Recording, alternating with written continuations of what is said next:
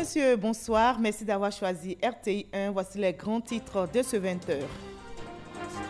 Le secrétaire général de l'Organisation mondiale du tourisme et le vice-président de l'Assemblée parlementaire d'Allemagne étaient au palais présidentiel ce vendredi. Le président Alassane Ouattara a évoqué respectivement avec ses hôtes la question de l'investissement dans le tourisme et le développement des relations commerciales. La coopération ivoiro-japonaise s'intensifie. Le vice-président Daniel Kablan-Duncan vient de prendre part à la fête nationale du Japon, fête marquant l'anniversaire de l'empereur Naruhito. Le vice-président ivoirien et l'ambassadeur japonais en Côte d'Ivoire ont parlé renforcement des relations dans divers domaines entre leurs pays. Le dossier VDC de ce 20h jette une lucarne sur un phénomène, l'excision qui sévit en Guinée. Seulement 3 femmes sur 100 sont épargnées selon les chiffres de l'UNICEF. La Côte d'Ivoire est aussi touchée. Alors comment stopper l'excision et préserver la dignité de la femme, les mutilations génitales féminines? La lutte continue, on en reparlera tout à l'heure. C'est officiel, Kamara Ibrahim n'est plus le sélectionneur des éléphants de Côte d'Ivoire. La nouvelle est tombée à travers un communiqué rendu public par la FIF hier jeudi. Son départ de la tête de l'équipe nationale intervient à un peu plus d'un mois des 3e et 4e journées des éliminatoires de la CAN 2021. Soyez les bienvenus sur RTI 1. Dans l'actualité ce vendredi, le président Alassane Ouattara s'est entretenu avec le vice-président de l'Assemblée parlementaire d'Allemagne. Ils ont évoqué le développement des relations commerciales entre leurs pays. Le président Ouattara a aussi échangé avec le secrétaire général de l'Organisation mondiale du tourisme, échange en marge du forum consacré à l'investissement dans le tourisme en Afrique, forum qui se tient à Abidjan. Jérôme Kofi Abolé. Le renforcement de la coopération entre l'Allemagne et la Côte d'Ivoire, notamment sur le plan commercial. La question a été passée au crible quand le président de la République, Alassane Ouattara, a reçu ce vendredi le vice-président de l'Assemblée parlementaire de la République fédérale de l'Allemagne. Pour l'hôte du chef de l'État ivoirien, la destination Côte d'Ivoire reste favorable au monde des affaires au regard de sa stabilité due à la promotion des valeurs démocratiques prônées par les autorités ivoiriennes.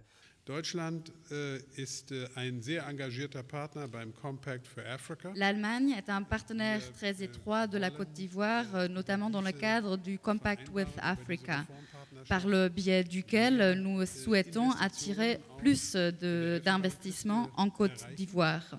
Nous avons déjà des relations commerciales très bonnes et nous espérons d'élargir cette coopération aussi à d'autres domaines. En plus d'avoir échangé avec le vice-président de l'Assemblée parlementaire de la République fédérale de l'Allemagne, le président de la République, Alassane Ouattara, a reçu une autre personnalité. Il s'agit du secrétaire général de l'Organisation mondiale du tourisme. La rencontre s'est faite à la faveur du premier forum mondial sur l'investissement dans le tourisme en Afrique, les 20 et 21 février 2020 à Abidjan. Nous avons au cours de ce forum reçu la visite de plus d'une douzaine de ministres au niveau continental.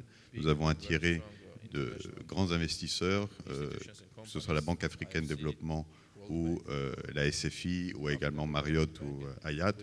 Et l'Afrique a besoin de créer, de transformer son économie à travers le secteur du tourisme, car c'est un vecteur de transformation structurelle qui crée des emplois, notamment pour la jeunesse. Comme cette année avec le Forum mondial sur l'investissement dans le tourisme en Afrique, le premier du genre, la Côte d'Ivoire aura l'honneur, selon le secrétaire général de l'Organisation mondiale du tourisme, d'abriter en 2021 la Journée mondiale du tourisme.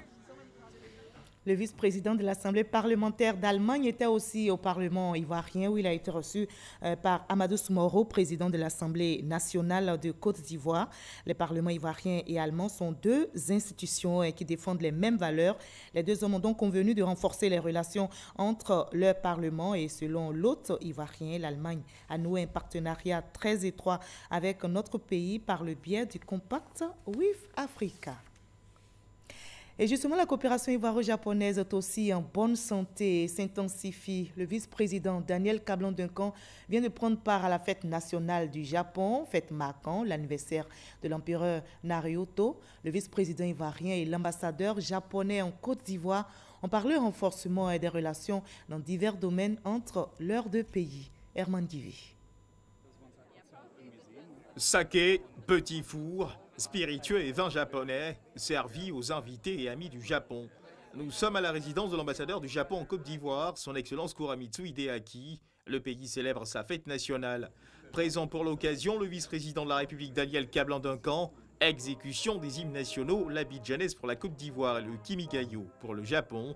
Depuis l'intronisation du nouvel empereur, le 1er mai de l'année dernière, la fête nationale du Japon sera désormais célébrée dans le courant du mois de février.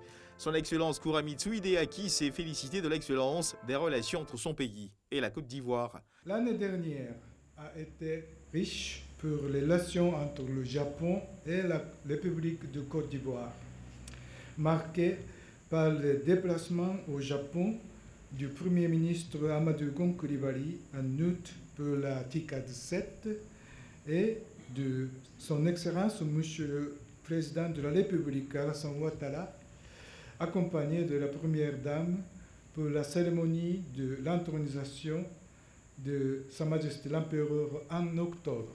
Cette année 2020 est tout aussi particulière, car étant le 60e anniversaire de l'établissement des relations diplomatiques entre le Japon et la Côte d'Ivoire, attestant ainsi le raffermissement des relations entre nos deux pays. Nous avons procédé à l'inauguration de la première phase de l'échange de l'amitié ivoiro-japonaise en présence de chefs de l'État. Le Japon entend poursuivre de mettre à profit son savoir-faire et sa technologie d'infrastructure de qualité dans divers domaines en Côte d'Ivoire. Toast porté en l'honneur de cette amitié ivoiro-japonaise. Le vice-président Daniel Kablan-Duncan a procédé à la visite de stands présents sur les lieux, stands résumant le dynamisme de la coopération ivoiro-japonaise.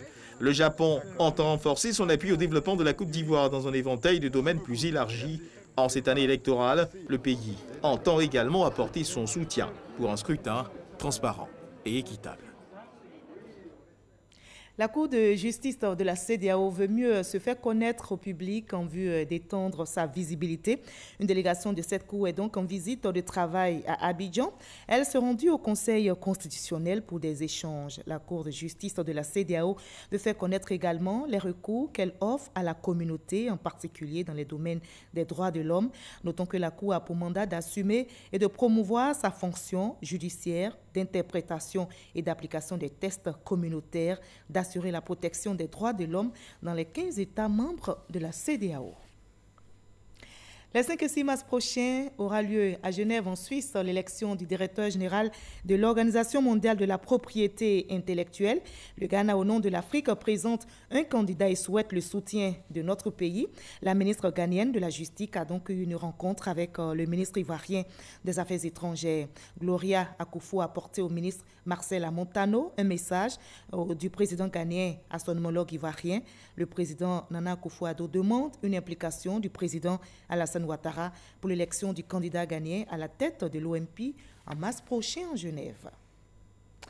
Bon point pour le Trésor public de Côte d'Ivoire. C'était l'année dernière. Cette structure publique a exécuté à 100% les actions mises à sa charge dans le plan d'action opérationnel 2019 du ministère de l'Économie et des Finances et obtenu la certification ISO 9001 version 2015. Et bien pour l'exercice en cours, la Direction générale du Trésor et de la comptabilité publique devra mobiliser plus de 1494 milliards de francs CFA pour financer le budget de l'État. Alors le directeur général et ses collaborateurs réfléchissent à l'élaboration des stratégies. On en sait plus avec Francis Boifo. Il fait partie des entreprises publiques ivoiriennes les plus performantes et efficaces. Le Trésor public s'est illustré en 2019 par des bons qualitatifs. Le Trésor public a exécuté à 100% les actions mises à sa charge au titre du plan d'action opérationnel 2019, contribuant ainsi à soutenir la réalisation des grands projets structurants à travers le financement du budget 2019 à hauteur de 1486,6 milliards de francs CFA sur un objectif de 1426,5 milliards de francs CFA, soit une plus-value de 60,1 milliards de francs CFA. Le Trésor a permis de maintenir le déficit public à 3% du PIB et obtenu la certification ISO 9001 version 2015. Ce challenge ainsi relevé, je retiens à insister sur la nécessité de poursuivre nos efforts afin d'imprimer un changement qualitatif aux relations avec tous nos partenaires et usagers clients. J'ai décidé de placer l'année 2020 sous le thème « La digitalisation, levier de performance des processus ». Cela pour aller encore plus loin dans la transformation numérique amorcée par cette administration publique qui devra relever d'importants défis cette année. Il s'agira principalement pour le Trésor public de collecter cette année 1494,4 milliards de francs CFA au titre des emprunts sur le marché des capitaux, la finalisation des travaux relatifs au compte unique du Trésor, de la poursuite de la mise en œuvre du schéma directeur de réforme des finances publiques. Ces assises, organisées à la Maison de l'entreprise au Plateau, permettront à la Direction générale du Trésor d'élaborer des stratégies en vue de répondre aux préoccupations du gouvernement. Et toujours en économie, on évoque ce premier exercice budgétaire en mode budget-programme, enjeux et défis. Le ministère auprès du Premier ministre chargé du budget et du portefeuille de l'État à travers sa direction générale chargée du budget et des finances fait le point et cette grande première dans notre pays vise à assainir les finances publiques. On en sait plus avec Kader Sogodogo. Depuis le 1er janvier 2020, la Côte d'Ivoire, dans le cadre de la gestion des finances publiques, a complètement basculé en mode budget-programme. Un processus qui a démarré en 2019. Un début prometteur. L'exercice 2019 a été marqué par le basculement en mode budget-programme avec l'élaboration du premier budget-programme de l'histoire de la Côte d'Ivoire. Je puis affirmer, sans risque de me tromper, que la Direction générale du budget et des finances a pu relever ce grand défi. Je voudrais également souligner la production de notre premier budget citoyen. Dans le cadre de son bilan annuel et de ses perspectives à venir, la Direction générale du budget et des finances place sa rencontre 2020 sous le thème « Premier exercice budgétaire en mode budget-programme, enjeux et défis ». À Yamoussoukro, il s'agit de serrer le boulon et de maintenir le cap. Les attentes de la tutelle sont nombreuses. J'ai grand espoir que les conclusions de vos travaux aboutiront à des engagements qui permettront effectivement d'accélérer le développement de notre pays par une gestion efficiente de ses ressources budgétaires au profit des populations. Bilan de l'élaboration du budget 2020 en mode budget-programme, présentation du circuit d'exécution, ordonnance portant code des marchés publics, des thématiques au menu des travaux qui vont durer 2 jours. Au bout, l'efficacité du système des finances publiques de Côte d'Ivoire. Le coordonnateur résident du système des Nations Unies en Côte d'Ivoire était en visite dans les locaux du CNDHCI, le Conseil national des droits de l'homme. Les échanges entre sa délégation et l'institution dirigée par Namizata Sangaré ont porté essentiellement sur l'état des lieux des droits de l'homme en Côte d'Ivoire et le fonctionnement du CNDHCI. Issa Tchonayo. Philippe Poinceau, dans les locaux du CNDHCI. Le Conseil national des droits de l'homme, plus d'un mois après sa prise de fonction. Le coordinateur résident du système des Nations Unies s'inquiète de la situation des droits de l'homme en Côte d'Ivoire. Nous lui avons expliqué comment nous sommes structurés, tant à Abidjan que sur le terrain. Nous avons dit à son Excellence les questions sur lesquelles nous travaillons en ce moment et nous avons profité pour solliciter l'accompagnement du système des Nations Unies pour que nous puissions dérouler le mandat qui est le nôtre. Après avoir écouté la présidente du CNDHCI, Philippe Poinceau a salué les efforts du gouvernement consentis en faveur du respect des droits de l'homme. Le chef du système des Nations Unies en Côte d'Ivoire a par ailleurs promis accompagner dans la mesure des possibilités le CNDHCI pour qu'il gagne davantage la confiance des populations ivoiriennes. J'ai encouragé Madame la Présidente et son équipe à continuer les efforts en termes de rapports, en termes d'examens, d'activités qui vont permettre de contribuer, je dirais, reconnaître la CNDH comme une institution indépendante qui a l'expertise dans ce domaine.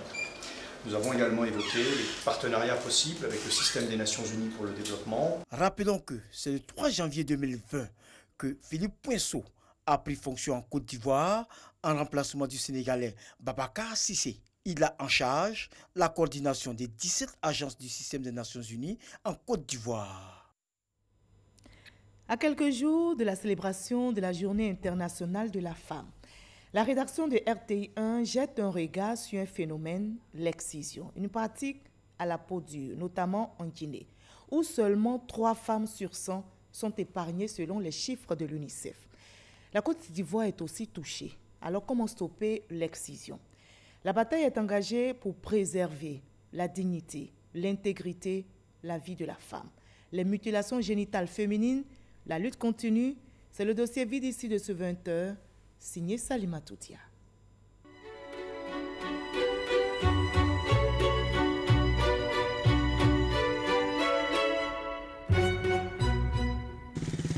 Au quartier Anko 5, dans la capitale guinéenne, c'est la réjouissance pour Mafoudia et ses cousines. Voilà 2 semaines qu'elles sont enfermées dans cette chambre après avoir été excisées. Heureuse, Mafoudia se vante d'être excisée. C'est notre coutume qui le demande. C'est ce que mes parents m'ont expliqué et dorénavant, je ne serai plus stigmatisée par mes copines qui sont elles toutes excisées. La tutrice est en charge de veiller durant 1 mois, comme le veut la coutume, sur ces 5 filles excisées dont l'âge varie entre 7 et 13 ans. Elle doit s'assurer que la partie du corps mutilé a bel et bien cicatrisé. L'exciseuse nous remet un médicament à base de plantes que nous frottons sur la partie intime afin de stopper les saignements et faciliter la cicatrisation. Après 1 mois, ça sera les festivités lors de leur sortie de chambre. Avant ces festivités, les filles seront instruites sur les règles de vie, notamment le respect des aînés. Une éducation fondamentale selon le père de Mafoudia, qui y voit une pratique ancestrale permettant de préserver l'identité culturelle et l'honneur de la famille. Une fille non excisée sera une fille aux mœurs légères. L'exciser, c'est garantir sa pureté et une bonne éducation. Et c'est même recommandé dans notre culture. Le père est soutenu dans ses propos par la maîtresse coranique des enfants. Pour Ramadan Diallo, l'excision des filles est un précepte de l'islam et ceci conformément à un hadith. Selon un hadith, le prophète Mohammed a dit qu'il faut exciser les filles. Ce n'est pas un souci en islam, mais c'est la manière de le faire qui peut avoir des conséquences. Et il faut surtout le faire à bas âge. En Guinée, en moyenne 3 femmes sur 100 sont épargnées de l'excision, avec une prévalence de 97% chez les filles et les femmes de 15 à 49 ans touchées par la pratique de l'excision. La Guinée est le 2e pays le plus touché dans le monde après la Somalie. Contrairement à d'autres pays d'Afrique subsaharienne, cette pratique ne régresse pas en Guinée et persiste dans les régions rurales, malgré l'interdiction par la loi en 2000. Face à la législation, les parents favorisent les excisions individuelles sans festivité, traduisant ainsi un souci de discrétion. Pour eux, il s'agit de rites d'initiation pour le passage de l'enfance à l'adolescence, mais également pour préparer la jeune fille à la vie active au sein de certaines communautés. Dame Sayon est connue en tant qu'exciseuse dans son quartier. Elle ne se souvient plus du nombre exact de filles qu'elle a eu à mutiler durant la dizaine d'années d'exercice, mais elle nous explique avoir hérité de ce savoir-faire de sa défunte mère. Ça a été comme ça depuis nos ancêtres et ce n'est vraiment pas douloureux. Nous demandons à voir le matériel utilisé lors de cette pratique. L'exciseuse ne souhaite pas nous le présenter, mais elle assure qu'il n'y a aucun risque d'infection pour les jeunes filles. On utilise le couteau. S'il y a 4 filles, alors on aura 4 couteaux, afin d'éviter toute infection. En Guinée, 2 types d'excisions sont les plus pratiqués. L'ablation partielle du clitoris et l'ablation totale du clitoris ou du capuchon du clitoris. Mais dans certaines communautés, on retrouve 2 autres types. L'ablation du clitoris et des petites lèvres aux grandes lèvres et l'infibulation qui est l'excision pharaonique avec le rétrécissement de l'orifice vaginal. Pour Finda, la chef de projet MGF de l'ONG Plan International Guinée, une mutilation génitale féminine a forcément des conséquences sanitaires et psychologiques. C'est une fille innocente qui est appelée à aller recevoir un cadeau quelque part dans la forêt et subitement qui se voit entourée de vieilles femmes qu'elle n'a jamais connues dans la rue. Et là, le choc, il est énorme. Ce choc aussi psychologique, ça peut conduire à un traumatisme. La fille peut avoir une infirmité. Engagée dans la lutte contre les MGF, Plan International Guinée a pu sauver des milliers de filles de cette pratique à travers une démarche participative dans le respect du contexte culturel. L'approche rite alternative d'initiation sans excision voudrait dire qu'il faut entraîner les filles dans une case, utiliser les exciseuses reconverties à travers nos actions qui vont transférer à ces filles les valeurs traditionnelles positives. Ça maintient les aspects culturels positifs, mais ça écarte l'acte chirurgical. La lutte est aussi menée en Côte d'Ivoire. Le pays se situe au 15e rang mondial des pays les plus affectés au monde. On enregistre une prévalence de 27,4% chez les adolescentes de 15 à 19 ans et 10,9% chez les filles dont l'âge est compris entre 0 et 4 ans. Les régions du Nord, du Nord-Ouest, du Centre-Nord et de l'Ouest sont respectivement les zones ayant des taux élevés. Odile est la fondatrice de l'ONG Lucha, créée en 2009, qui signifie en langue yakuba « Lève-toi ». Son engagement découle de sa propre expérience. À l'âge de 9 ans, elle a été excisée à Béoumi avec la complicité de ses parents. Une pratique qui aura eu de lourdes conséquences sur sa vie sexuelle. J'ai connu pas mal d'expériences sexuelles et pourtant j'ai l'éducation chrétienne. Et les hommes que j'ai connus, je voyais qu'ils me laissaient tomber. J'ai compris que le problème que j'ai, c'était aussi, ça avait un lien aussi avec l'excision.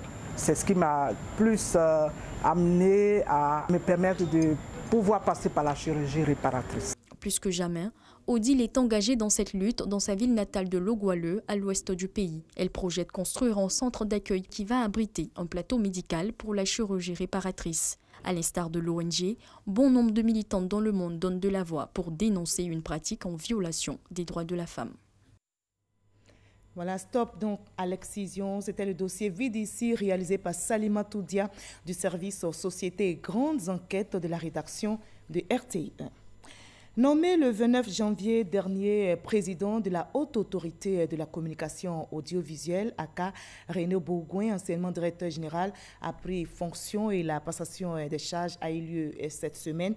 René Bourgouin promet d'œuvrer dans la continuité tout en assurant l'indépendance de l'institution, comme nous le rapporte Issa Tchonaïo.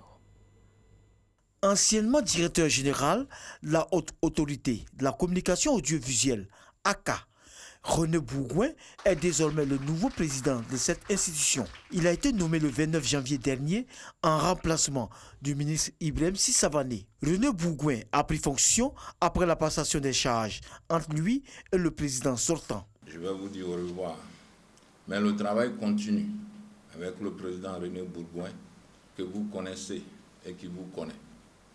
Je n'ai pas le moindre doute qu'avec lui et la participation de vous tous, la ACA, sereinement, mais avec la détermination et dans l'équité, dans l'esprit de conciliation, accomplira sa part d'effort que lui demande le pays.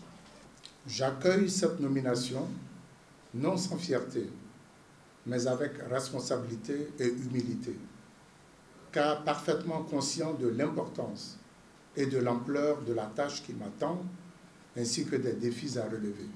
Monsieur le ministre Ibrahim Sissavané, vous allez beaucoup manquer à notre communauté de régulateurs de l'audiovisuel et je me réjouis de ce que tous nos homologues, tout en saluant chaleureusement la décision du président de la République pour ce passage de témoin, ne manquent pas de vous rendre un hommage mérité. René Bourgouin a opté pour la continuité tout en assurant l'indépendance de la ACA.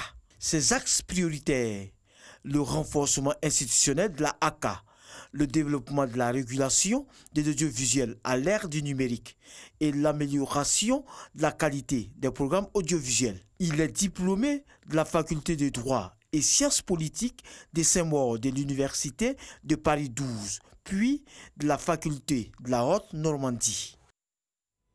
Au chapitre politique de ce 20h, la députée d'Issa Célestine Olibé Trazéré signe son retour au RHDP et l'annonce a été faite par les membres du directoire du Rassemblement des Oufouettistes pour la démocratie et la paix. Ils étaient devant la presse ce vendredi.